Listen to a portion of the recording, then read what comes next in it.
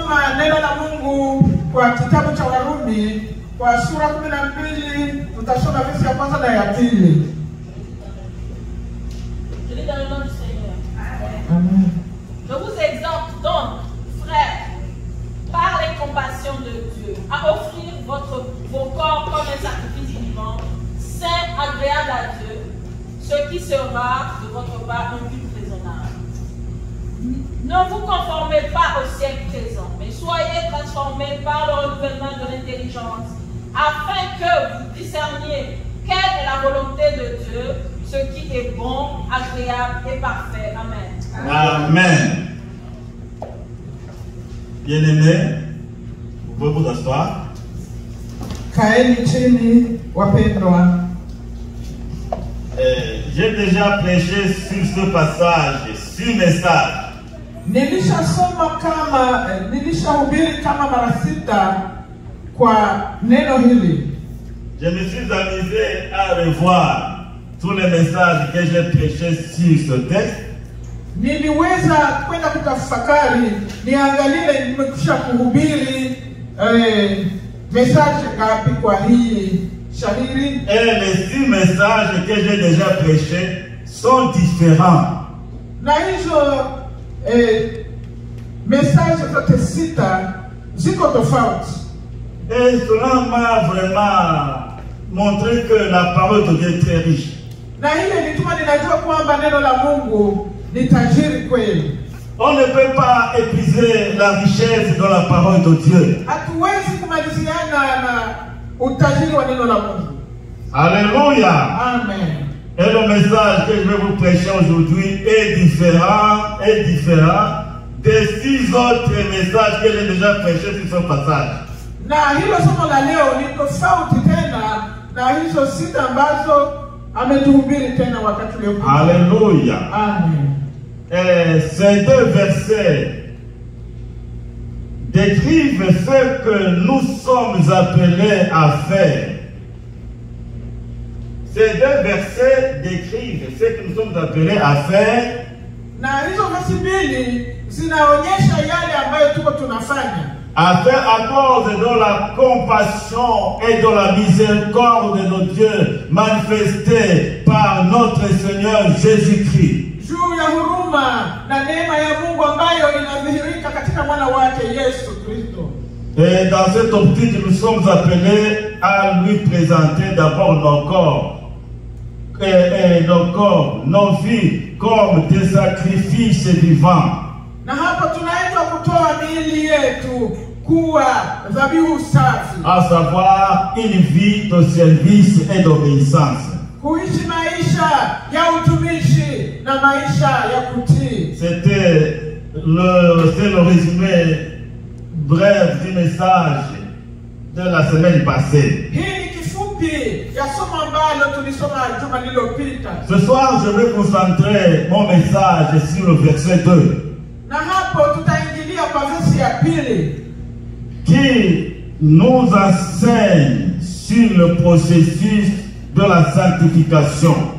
Na hii inatufundisha juu ya kujitakasa. Et ce processus de la sanctification est résumé dans 2 commandements.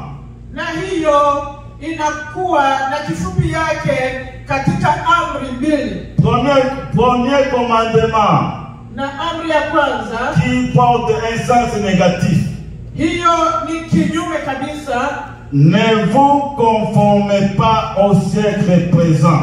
Musijifananishe na karne ya leo. Et deuxième commandement, Na amri ya pili, et soyez transformés par le renouvellement de l'intelligence.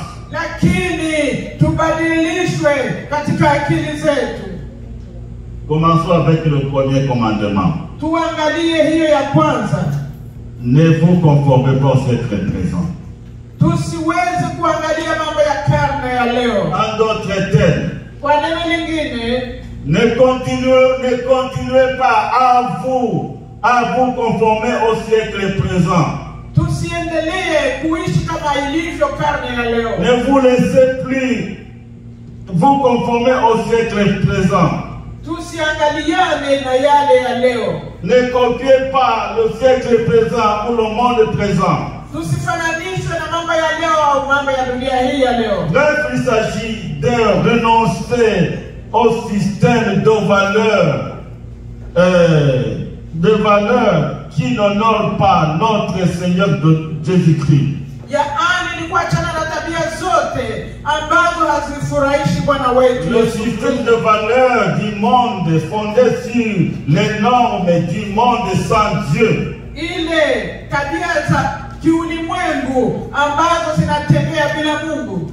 Comprenons d'abord les termes qui constituent ce passage. Tusikie yale ambayo yanaunga somo hili. Nous avons d'abord le verbe conformer. Kuna ile kufananishwa. C'est se mettre en harmonie avec. Kufananishwa na mtu au na kitu ni kuweza kupatana na yule mtu au na kile kitu. C'est se soumettre ou s'accommoder. Ni kuweza kunyenyekea na kuwa kama vile mtu anavyotaka. C'est imiter. Ni kuiga. C'est copier. Ni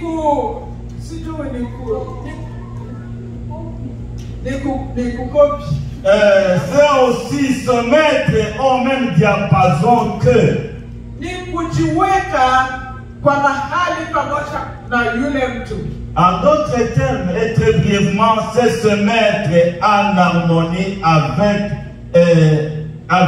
une autre personne prise pour modèle. Ni kusema ni kujiweka kweli ana kwa ana karibu ya yule mtu. La deuxième expression, c'est le siècle présent. Na hapo tunaambiwa kuhusu karne ya leo. Et le siècle présent est la personnification ou bien symbolise le monde sous ses différentes formes. Na hii karne ya leo inamaanisha mambo ya leo na vilivyo vyote ndani ya. C'est le système de valeurs qui n'obéit pas à la volonté de Dieu. Hizo ni tabia ambazo hazitii kwa mapenzi ya Mungu. C'est un système de valeurs qui utilise les esprits séducteurs. Na hizo ni tabia ambazo zinatembea na wale roho za kushawishi. Ne vous conformez pas au monde présent, au siècle présent. Tusifananishwe na karne ya leo. Le conformisme Ile kujifananisha est le problème, ni swala kubwa, ou bien le piège au tuseme mtego dans lequel le peuple d'Israël est tombé autrefois. Mtego ambao hata wale Waisraeli waliweza kuanguka ndani. Et aujourd'hui aussi, na kwa leo yetu nous tombons dans ce même travers. Na sisi tunaingia ndani ile tena. Bien-aimés dans le Seigneur, le conformisme ne nous rapproche pas de Dieu. Wapendwa katika Kristo, ile kujifananisha haitukaribishe na Yesu. Mais le conformisme nous éloigne de Dieu. Ile kujifananisha inatutenga mbali na Mungu. Parce que dans le conformisme dont nous lisons ici, ce conformisme est régi et commandé par des esprits séducteurs. Hiyo inatumwa au inatengenezwa na wale roho wachafu. Et ces esprits séducteurs qui fonctionnent dans le conformisme utilisent nos cinq sens. Mapepo wabaya wanaoshawishi wanatembea na hali zetu tano. Ils utilisent nos cinq sens. Wanatumia hali zetu tano. D'abord par les yeux. Wanaanza na macho. Les esprits séducteurs. Il y a un esprit séducteur qui utilise souvent nos yeux. Wale roho wa kushawishi wanatumia macho yetu. Quand il regarde, kama unatazama, cet esprit déjà s'infiltre. Hiyo roho inapita na kuingia mara Et moja. cet esprit séducteur avait pénétré la vie de notre première maman Ève. Na hii roho ya kushawishi iliweza kumwingia mama yetu Hawa. Il a regardé le fruit. Akakazia macho tunda. Ce n'est pas à lui qui ne connaissait pas la couleur de ce fruit-là. Si kwamba hakujua rangi ya hilo tunda. Il regardait ce fruit de temps en temps. Kila mara alikuwa akikazia hiyo tunda. Mais parce que l'esprit séducteur n'était pas encore pénétré en lui. Lakini kwa sababu hiyo roho ya udanganyifu ilikuwa yamwingilia. Il pouvait regarder le fruit et passer sans problème. Angeangalia tunda na kujipitia. Mais quand il a écouté le diable lui parler, Lakini aliposikia shetani akimwongelesha, l'esprit séducteur a eu l'occasion de le pénétrer, de le pénétrer. ile roho ya udanganyifu kamwingilia. Elle a commencé à voir le fruit comme un fruit très beau, très joli et très agréable à la vue et même à la santé au moment où il n'avait pas encore mangé ce fruit. Na hii akatuma kaanza kuangalia,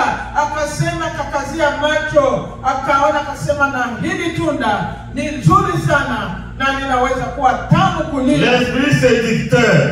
Ile roho ya kushawishi. Il va voir quelqu'un porter une robe. Utamwona mtu amevaa kanzu. Et l'esprit séducteur va commencer à te conseiller. Na ile roho ya kushawishi taanza kukushauri. Un esprit séducteur de convoitise va commencer à te travailler. Na ile roho ya tamaa itaanza kukuingilia. Il va te dire, toi aussi il faut que aussi tu achètes cette robe-là. Ingekuwa heri na wewe uvale kanzu kama ile. Et il y a des femmes qui maltraitent leur mari parce qu'ils n'ont pas acheté tel ou tel habit. Na kuna wamama ambao wananyanyasa waume zao sababu hakumuuzia ile na ile. Ça c'est l'esprit séducteur. Hiyo ni roho ya Qui travaille dans le conformisme. ile ambayo inatembea katika hali ya kufanana. C'est pendant que le peuple d'Israël a tombé aussi dans ce piège. Niliwaambia kwamba wana Israeli nao waliingia katika shimo ile ile. Dans le premier livre de Samuel, chapitre 8, versets 5 et 20, on ne va pas lire. Samueli wa kwanza sura ya 8. Le peuple d'Israël a fait une demande à Samuel. Na Waisraeli waliweza kumwambia Samuel hivyo akimwomba, donne-nous un roi comme il y en a chez toutes les nations. Wakamwambia nasi tupe mwami au mfalme kama ilivyo kwa wengine wote. Quel est le problème ici? Sasa hapa kuna swali gani? C'est le sentiment d'être comme les autres nations. Ni ile tabia au nia ya kuwa kama wengine mataifa. Être comme les autres. Kuwa sawa sawa na wengine. Mais Dieu cette demande n'a pas plu à Dieu. Hiyo ombi lao halikumfurahisha Mungu. Dieu l'a considéré comme une tradition. Na Mungu aliyakamata kama ni kuweza kuchangia. Parce que Dieu voulait demeurer le maître et le roi de son peuple. Yeye Mungu alipenda awe mfalme wa taifa lake. Mais Dieu l'a laissé faire. Na Mungu akasema sawa. C'était un mauvais choix. Ilikuwa kuchagua vibaya. Car très vite, ils se sont laissés influencer par les pratiques de ces nations païennes qui les ont entraînés dans l'idolâtrie. Kwa sababu ilifikia hatua wakaanza kuiga taifa lingine ambalo liliwabeba mahali pa kuabudu miungu mingine. Et l'idolâtrie est le problème majeur Na ile kuabudu miungu qui a créé des malentendus et des problèmes avec son peuple d'Israël. Na hii iliweza kuleta matatizo na magumu mingi kwa taifa la Parce Israeli. que le peuple d'Israël a oublié son identité d'un peuple élu de Dieu. Israeli aliweza kusahau nafasi yake kama Taifa ambalo limechaguliwa na Mungu. Chers bien-aimés dans le Seigneur, Wandugu katika Kristo, nous devons préserver notre identité d'enfant de Dieu. ni vizuri kuchunga ile hatua yetu Et pour ya kuwa wana wa Mungu. préserver notre identité d'enfant de Dieu, Na ile kuchunga hali yetu kama wana wa Mungu, nous ne devons pas chercher à être comme les autres. hatutatafutana na ile ya kusema na mimi ningekuwa sawa fulani. Bien, chercher à être comme les autres, c'est ça le conformisme. Hiyo kusema nataka kuwa sawa fulani ndio kuiga. Le conformisme diabolique. Ile kuiga hata mambo ya kishetani. Un conformisme accompagné et sous-tendu par les esprits séducteurs du siècle présent. Hiyo inatembea na wale mapepo wa karne ya leo. Être comme les autres, Kuwa kama na wengine. s'habiller comme les autres, Na mimi nivae kama wengine. marcher comme les autres, Kutembea kama na fulani. boire comme les autres, Kukamata chupa na piga kama wengine. faire ce que les autres font. Kufanya sawa na wengine. Bien-aimés dans le Seigneur, Wandugu katika Kristo, nous devons veiller ni vizuri tukeshe. et prier Tukeshe na tuombe. pour que nous ne puissions pas tomber dans le piège du conformisme. Kusudi tusiingie katika hii mtego wa kufanana. Ne vous conformez pas Musifananishwe au siècle présent. na karne hii ya leo. C'est une sérieuse interpellation à l'endroit de tout chrétien et de l'Église en général. Ni changamoto kwa kila Mkristo na kwa kanisa lote. Aujourd'hui, nous vivons la confusion. Kwa leo hii tunakuwa na hatua ya kutokuelewa mambo yote. Difficile de différencier un chrétien d'un non-chrétien. Inakuwa vigumu kujua huyu ni Mkristo na huyu siye. Parce que les chrétiens imitent tout ce qui se font actuellement. Sababu Mkristo wa leo anaiga kila lolote linalopitika katika dunia hii. À partir de l'habillement, Kuanzia kwa mavazi, à partir des maquillages pour les femmes, kwa ile ya kujipodoa ya wakina mama. je ne peux pas dire alléluia. Sitasema hali. Bon, en fait, qu'est-ce qui se passe? Tuingilie ni nini? Tu vas regarder ta soeur là ou bien une fille qui passe, Utamwangalia dada yako. qui a mis des choses de façon, qui a fait des poids, je ne sais pas. Au utamwangalia dada yako naona jinsi. Tu vas voir ta soeur qui avait autrefois un thé noir. Mbele alikuwa anafanana mweusi. Et tu vas voir que son teint a commencé à changer, à briller, à être un peu clair. Utakuwa kuona sura yake inaanza kufanana Et tu vas lui poser na des questions. jinsi yenyewe ni Ma shahidi. soeur, quel est l'huile qu'il utilise? Dada, ni mafuta gani unaanza kutumia Tu siku ne hizi? vois pas que déjà l'esprit séducteur est déjà entré. Unaona ile roho ya ujanja, Il y a udanganyifu. ya udanganyifu. Tu vas faire tout pour aller payer cette huile-là et tu vas commencer aussi à te maquiller pour être comme elle. Na kitambo ni hii mafuta unapita unaenda kuinunua, unaanza kufanya kama yeye. Puis tu passes là à côté, tu vois quelqu'un qui a fait les plans des hommes. Kisha unapita sasa kwa yule ambaye alienda kuchongesha makucha. Planter les ongles. Anaenda kuongeza ingine makucha. Tu sais comment, si tu savais comment cela me donne la nausée. Eti hiyo mchungaji akiona anasikia kama anaweza kutapika.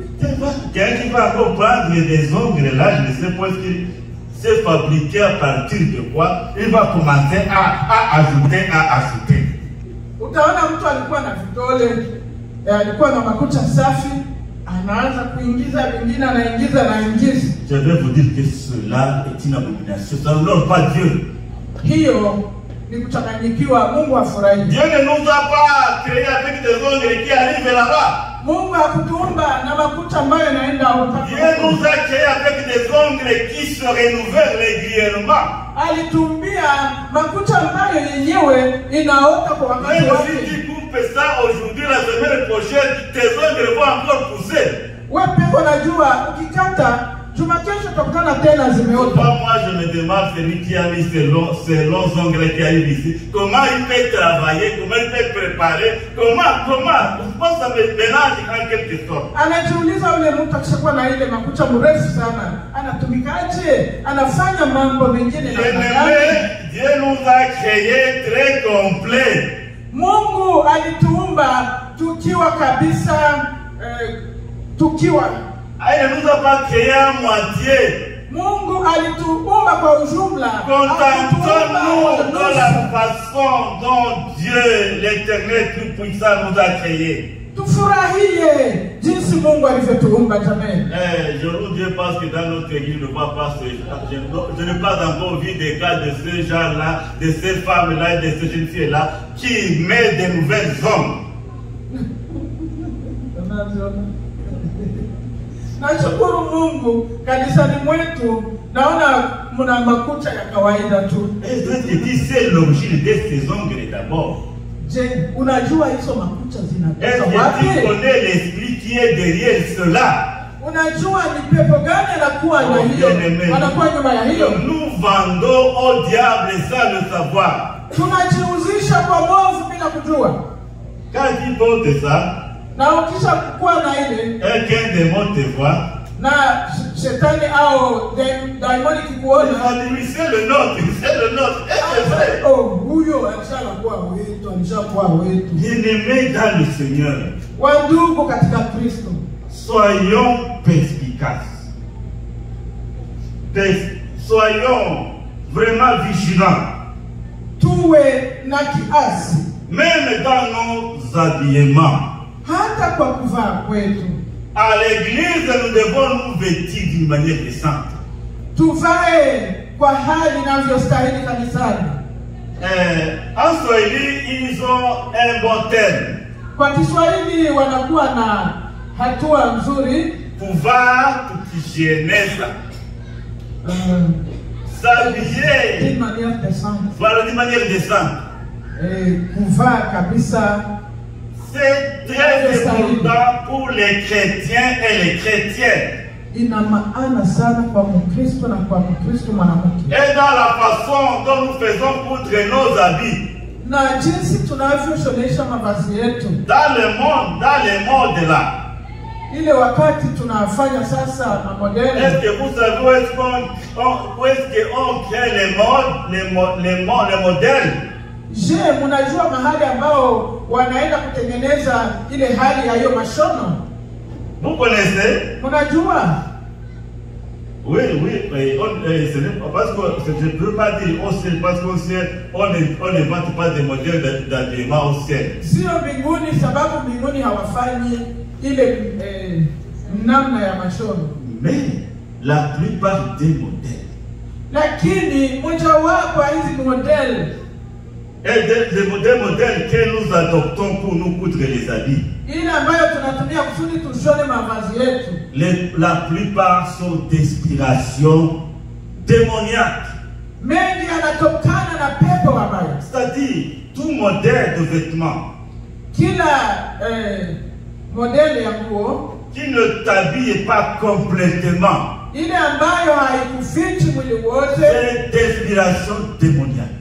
hiyo ni kupuziwa na pepo wabaya. Parce que nous soyons des hommes ou des femmes ou des filles, Ingawaje tukiwa waume, vijana wa kike au wa kiume, nous sommes appelés à nous habiller d'une manière décente. ni vizuri tuvae vizuri sana. Bien-aimés, chers frères et sœurs en Christ, je ne suis pas en train de prêcher sur les vêtements, non. Mimi siko nahubiria mavazi. Moi, je prêche sur le non-conformisme. Le non-conformisme. Mimi niko nahubiri kuhusu kutokujifananisha na mtu awayo. Ne nous conformons pas à ce que nous voyons. Tusifananishwe na yale yote tunayaona. Ne nous laissons pas influencer par le monde. Tusikubali tuvutiwe na dunia. Sachant que notre mission est d'influencer le monde. Sisi kazi yetu ni kuweza kuvutia dunia. Mais malheureusement aujourd'hui, Lakini kwa leo hii nous nous laissons influencer par le monde et ses valeurs. ni dunia ambayo inatuvutia na tamaa zake. Le monde Dunia nous attire. inatuvuta Le monde nous influence. na hii dunia inatukokota Et nous sommes d'accord. na tunakubali Et nous suivons à l'aveuglette. na tunaenda kama vipofu Nous fixons nos yeux dans le monde. na tutumia kuangalia yaliyomo Au duniani lieu de fixer nos yeux sur Jésus-Christ. mahali tumtazamie Yesu. La parole de Dieu nous dit d'avoir nos yeux fixés sur Jésus. Neno la Mungu tumtazamie Yesu. La parole de Dieu nous dit que nous devons fixer nos regards sur les choses d'en haut et non à ceux qui sont sur la terre. Neno la Mungu likasema tututumie yaliyo ya mbingu lakini tusitazamie Les yaliyo ya dunia. choses d'en haut. Mambo ya dunia ya juu. L'apôtre Paul dans Colossiens 3 nous dit de nous affectionner. Na Paulo kwa Waefeso 3 anasema tuweze kujigeuza. Peine. Nous Ouais. affectionner aux choses d'en haut. Tuweze kututumia yaliyo ya juu. Affectionnons-nous aux choses d'en haut. Tututumie yaliyo ya juu. Aimons les choses d'en haut. Tupende yaliyo ya mbingu. Alléluia. Amen. Alors tu vas me demander, pasteur, les choses d'en haut, je ne les connais pas. Celui que je connais, ce sont les choses d'en bas. Sasa pastor hiyo mambo ya juu ni gani tena? Il y a de bonnes choses. Et les choses d'en haut, ce sont ces choses-là que le Seigneur a gardées pour nous. Mambo yaliyo ya juu ni yale Mungu aliweza Bien kututumia. que nous ne pouvons pas bien expliquer ça. Na si vyepesi kuweza kuyafasiria. L'apôtre Paul ne pas pu expliquer. Paulo naye hakuweza kuyafikiria. Mais il nous a dit, c'est ce que l'œil n'a point vu. Ni yale macho hayakuweza Il y kuyaona. a ces choses, ces bonnes choses-là que l'œil humain n'a jamais vu. Yale mambo mazuri ambayo macho hajawahi Ce kuona. que l'oreille de l'homme n'a jamais entendu. Yale ambayo masikio ya mwanadamu hayaweza C'est kusikia. cela que l'Éternel a prévu, garde pour ceux qui l'aiment. Ni hayo ndiyo Mungu anawachungia wale ambao Les choses d'en haut. mambo yaliyo juu. C'est pourquoi Jésus avait dit à un jeune homme riche d'aller vendre toute sa richesse. Ndio maana alimwambia yule kijana tajiri aende kuyauza yote aliyonayo Puis de venir le suivre. na kisha acha mfuate. Alors, le jeune homme voulait bien aller au ciel, Huyo kijana alikuwa kweli anataka kwenda mbinguni, mais il était encore accroché à ses richesses. lakini alikuwa anapenda mali yake. La parole nous dit qu'il est allé tout triste, Neno la Mungu linasema alienda akiwa na kasirani parce qu'il kubwa sana, avait beaucoup de biens. sababu alikuwa tajiri kweli. Ce soir, je veux nous lancer un défi. Hii jioni nataka niwatie changamoto. Nous amassons beaucoup de biens ici sur terre. Kusanya mambo mengi hapa chini. D'abord, dans le domaine vestimentaire, Ukienda kwa hali ya mavazi, vous savez que les vêtements vont nous empêcher d'entrer au ciel un jour. mavazi itatuzuia kuingia mbingu siku moja. Il y a la convoitise des vêtements. Kuna wale wanatamani Tu mavazi. vas trouver quelqu'un qui se fait un nouvel habit au moins chaque mois. Utakutana mtu kila mwisho wa mwezi amenunua vazi. Ce n'est pas que je suis jaloux de vous, moi aussi j'en ai. Mimi siwasikilie wivu sababu na mimi navaa. Mais alors, qu'est-ce que je vais dire par là? Sikia yale nataka kuambia. Ne pensons pas surtout à nous. tusijifikirie wenyewe Ce wenyewe. n'est pas mal de s'habiller, mes frères et sœurs. Si vibaya kuvaa kweli, Mais ne pensons pas uniquement à nous. lakini tusijifikirie wenyewe tu.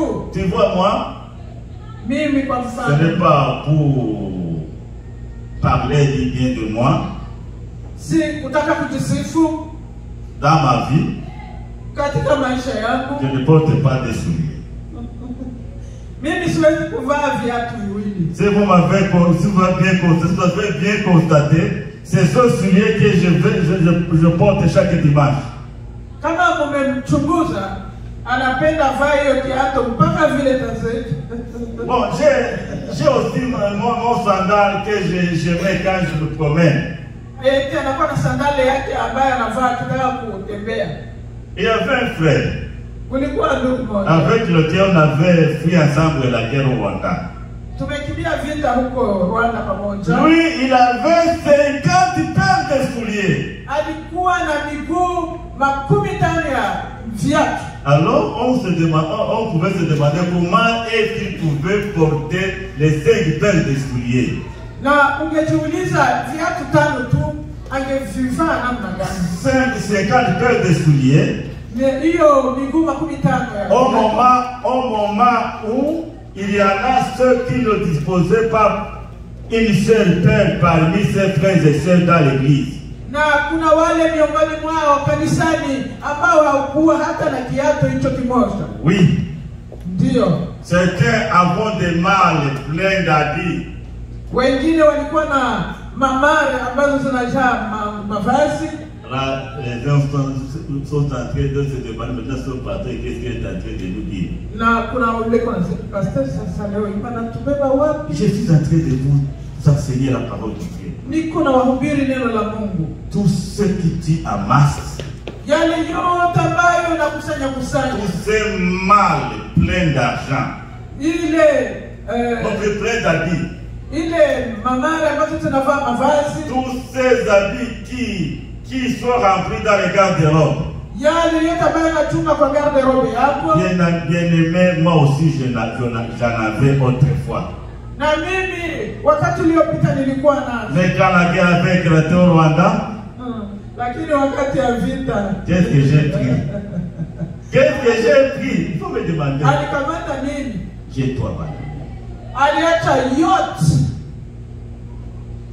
Bien aimé, Wandugu, avec du matériel, hii mambo nous tunayatumia, ne pouvons pas les amener nulle part. hayo hatuwezi kuyafikisha mahali. Nous devons arriver au point de réfléchir. Tuwe tunayafikiri hayo. Ma vie est brève.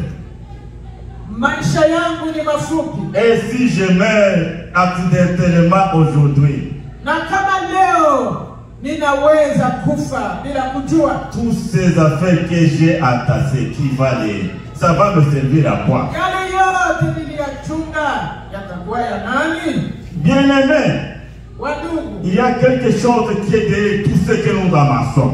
kuna kitu nyuma ya hayo yote ambayo tunayashikilia. C'est cet esprit séducteur de convoitise.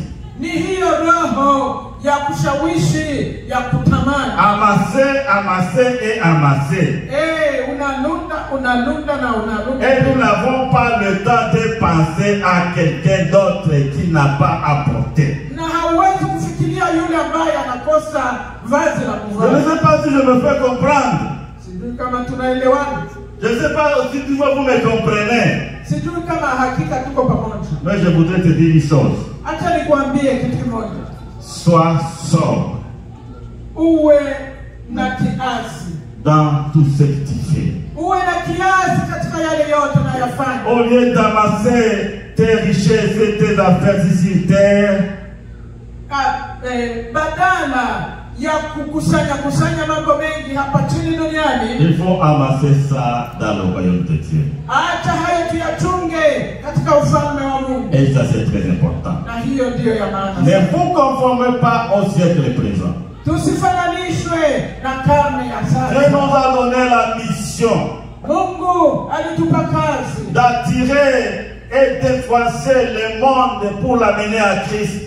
kuweza kuvuta dunia na kuileta kwa Kristo. Mais malheureusement, Lakini ole, aujourd'hui, c'est le monde qui nous influence et qui nous attire. ole wetu, sababu ni dunia inatukokota na kutubeba. Nous sommes devenus les remorques du monde.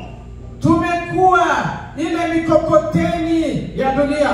Vous savez ce que c'est une remorque? Je, mnajua mkokoteni? Le remorque, c'est le camion de derrière. Mkokoteni ni ile wanafungia nyuma ya gari huko, Qui est tiré par la partie de devant. na kisha kitu kingine au gari ikokota kwa mbele. C'est le monde qui a le moteur. Na hapo ni dunia inakuwa na moteur. Et c'est le monde qui nous tire. Na dunia inatukokota. Et c'est dommage. Ni aibu. Parce que c'est bien nous-mêmes. Ni sisi wenyewe, L'enfant de Dieu est chrétien. sisi wana wa Mungu wa Kristo, Qui devrions remorquer le monde pour l'amener à Christ. ni sisi tungepeleka dunia na kuipeleka kwa Yesu. Bien-aimé, c'est ça, c'est notre mission. C'est là notre mission. Hiyo ndiyo kazi yetu. Amen. Aujourd'hui, le monde nous a pris en otage. Hii wakati dunia iliweza kutufunga À tel point que les valeurs du monde sont en train de prendre le dessus sur les valeurs bibliques. na tabia za dunia zinakamata hatua kubwa kushindia tabia za Biblia. Les choses du monde nous attirent. Ile mambo ya dunia inatupeleka. Le monde nous attire vers ses centres d'intérêt. Hii dunia inatupeleka kwa haja zake. Et de même, c'est aussi certains chrétiens sont devenus comme j'ai déjà dit, des remorques.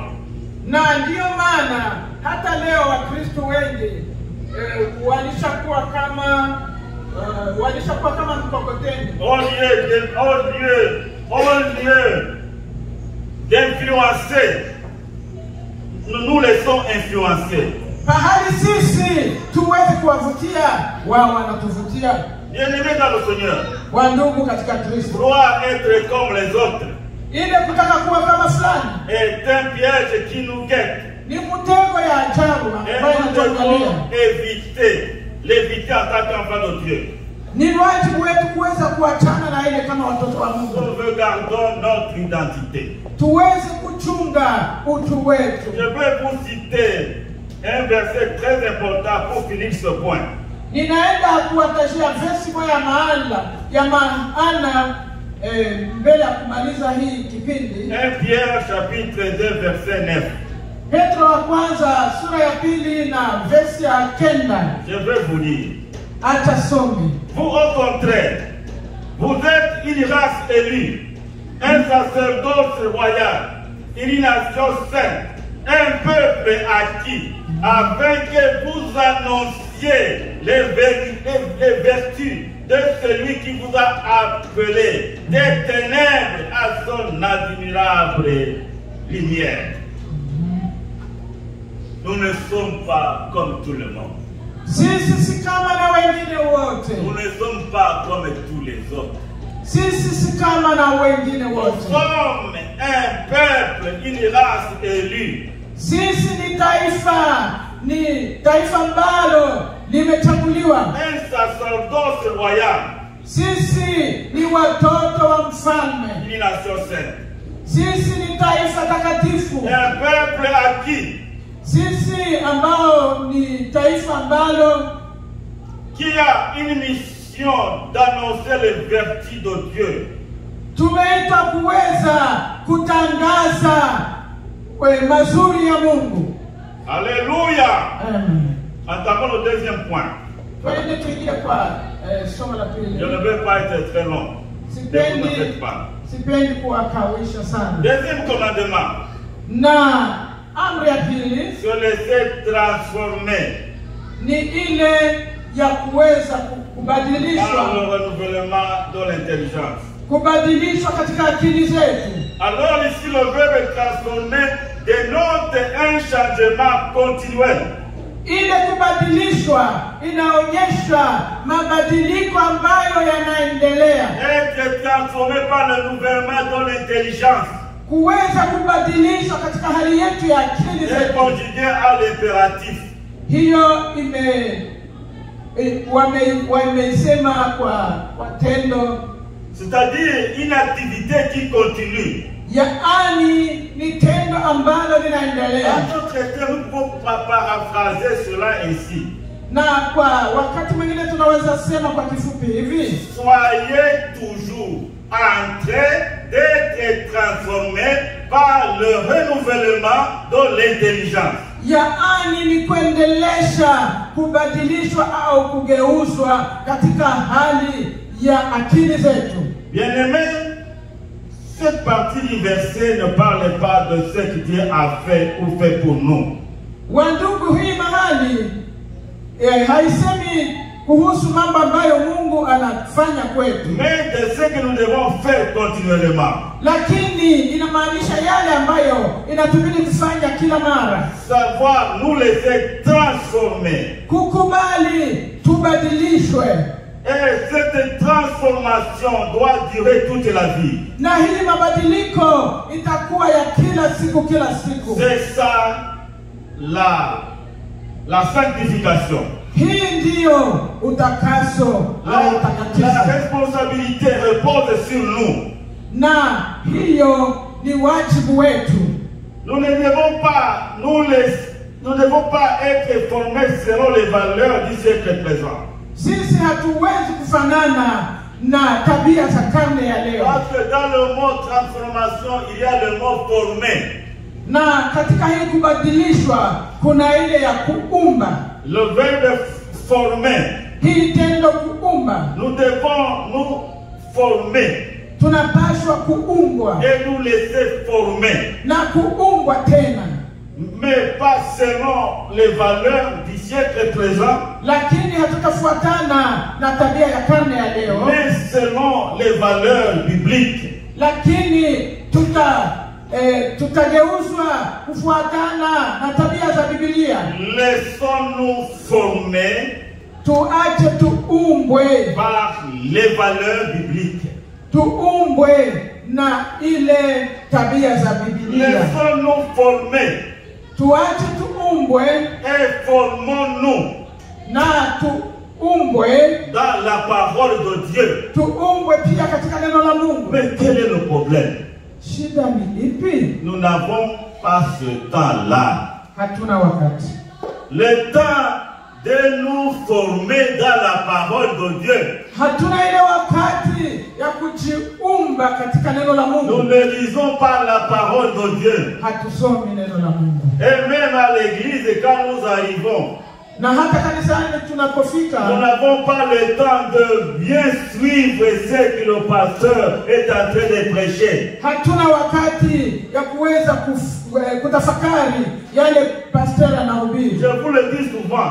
Ninawaambia kila mara, Et quand nous étions encore très jeunes, sisi kama tulikuwa vijana, nous suivions vraiment le pasteur. tulikuwa tukifuata pastor ana kwa ana, À tel point que le message que le pasteur a prêché, kwa jinsi neno pastor aliweza kuhubiri, moi aussi je pouvais aller prêcher ça quelque part. tulikuwa tunayakamata, akifika mahali naye anahubiri ile. Et je ne vais rien manquer parce que j'ai bien noté et j'ai bien retenu. Sababu aliandika na akachunga yale ya maana. Formons-nous dans la parole de Dieu. Tuweze kujiumba katika neno la Mungu.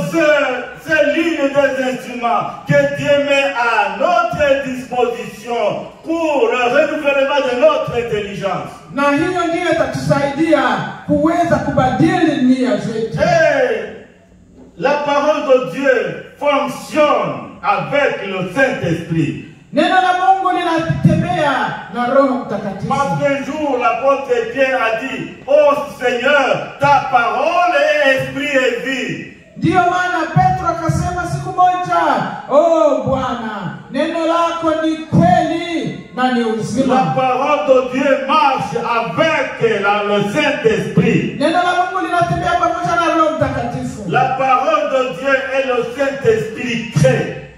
Neno la Mungu na Roho Mtakatifu wanaumba. C'est la parole de Dieu et le Saint-Esprit qui pour nous connaître de nouveau.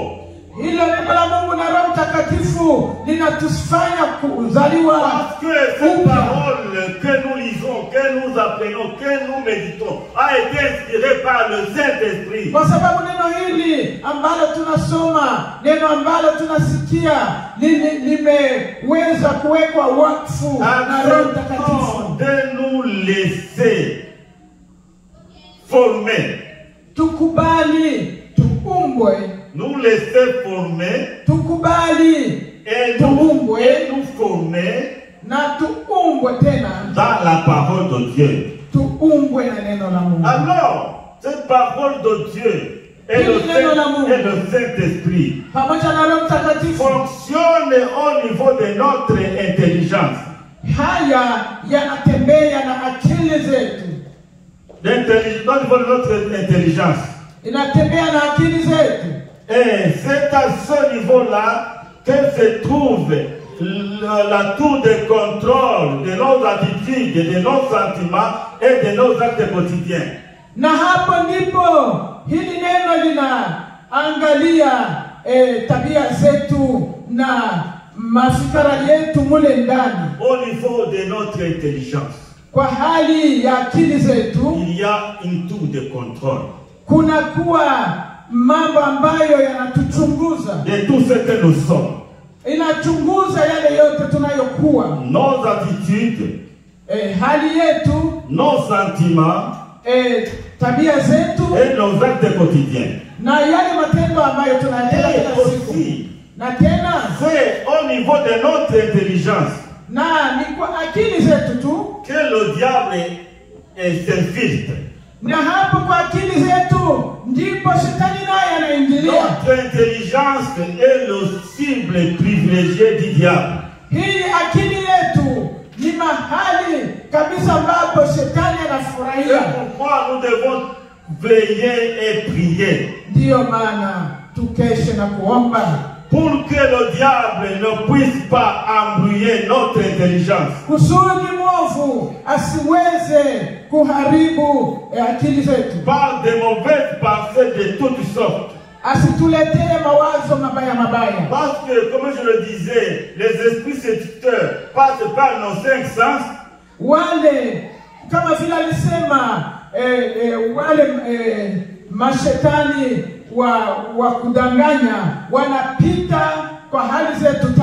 Mais tout est coordonné au niveau de notre intelligence. Lakini haya yote yanatokana na akili zetu. Si notre intelligence est bourrée de la parole de Dieu, kama mafikara yetu yanajawa na neno la Mungu, les esprits séducteurs, wale roho za kushawishi, le diable va envoyer pour venir nous embrouiller. Yale ambayo shetani atatuma kusudi wakuje kutudanganya, trouver de la place. Hawatapata nafasi. Parce que notre intelligence est bourrée par la parole de Dieu. Kwa sababu akili zetu zinajaa neno la Mungu. Et notre intelligence aussi, c'est là où le Saint-Esprit fonctionne beaucoup. Na katika akili zetu ni hapo Roho Mtakatifu pia anatembea. Et souvent quand on parle de l'intelligence, kama tunasema kuhusu akili zetu dans le monde spirituel, kwa hali ya kiroho, quelquefois on fait allusion à notre esprit. Hapo tunafikiria roho zetu. Et c'est là au niveau de l'intelligence. Na kwa hali ya akili, c'est là où l'Esprit de Dieu entre en contact avec notre propre esprit. Ni hapo Roho Mtakatifu anapita kusudi aingie kwa roho zetu. Et des braies et des combes. Des braies. Na anatengeneza mahali. C'est à partir de notre esprit que l'Esprit de Dieu qu'on nous convainc du péché. Ni kupitia akili zetu ndipo Roho anatukataza kutenda dhambi. Alors, quand la parole de Dieu est en action, kama neno la Mungu linatendwa en combinaison avec l'œuvre du Saint-Esprit Saint-Esprit dans notre esprit, kutembea pamoja na Roho ya Mtakatifu katika roho zetu, alors notre intelligence est renouvelée. hapo akili zetu zinatiwa changamoto. Notre intelligence est bien nourrie par la parole de Dieu. Hapo akili zetu zinalishwa neno la Mungu. Et le diable ne peut plus pénétrer. Na mwovu hawezi tena kuingia. Et il ne peut plus contrôler nos pensées. Na hawezi tena kuweza kuchunguza mafikara yetu. Mais si nous abandonnons dans les distractions, lakini tukichanganyikiwa na mambo mengine, si nous ne lisons pas la parole de Dieu, kama hatusomi neno la Mungu, si nous ne vaquons pas à la prière, kama hatuombi Mungu, les esprits et même le diable va nous contrôler nos pensées. Shetani na malaika zake au na wale roho wachafu watakuja kuanza kuangalia akili zetu. Et quand il va avoir le contrôle sur nos pensées, na wakishaanza kuchunguza akili zetu, il va aussi avoir d'une manière facile le contrôle sur notre vie. Na hapo wataendelea kutawala maisha yetu. Bien-aimés dans le Seigneur, wapendwa katika Kristo, acceptons tukubali d'être transformés tukubali tubadilishwe par le renouvellement de l'intelligence. tukubali tubadilishwe katika akili Et zetu. là, nous avons une responsabilité. Na hapa tuna majukumu. Ce n'est pas automatique. Si kitu ambacho Tu kinakuja ne vas ghafla. pas dire le Saint-Esprit viendra faire. Hautasema Roho